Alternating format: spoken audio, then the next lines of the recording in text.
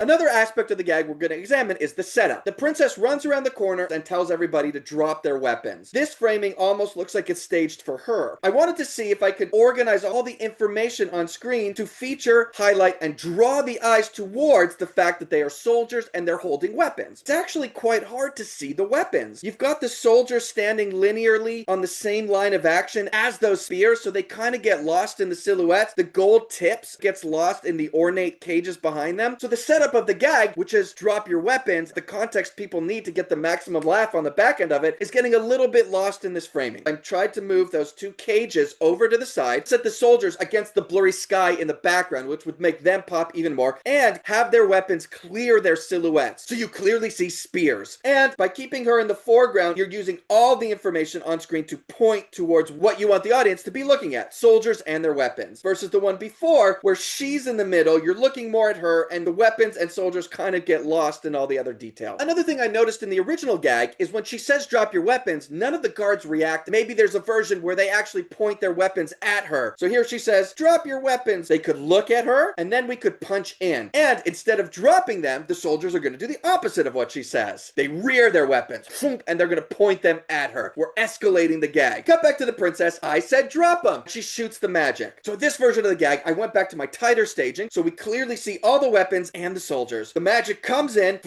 would circle around their waist, look down, even their spears are pointing towards where we want the audience to look. The magic swirls, click, unbuckles all of their belts, holds for one beat, and then flip, all of their pants fall down simultaneously, revealing their tighty whities. The soldiers could all react. They cover their underwear up. Now they could actually drop their spears, which is another layer to the joke. I said drop it, their pants drop. Now they actually drop their spears. The spears could be spinning and then fall down in frame towards the center, and that motion is also going to keep our eye locked here exactly where we want the audience to be looking. My instincts were I wanted the soldiers bigger on screen to see more of the underwear compared to the original staging. When you look at a staging like this, there's no question about what the audience is supposed to be looking at. Again, this staging isn't wrong. I just think you're not maximizing the pop, the impact of seeing a bunch of people in their underwear.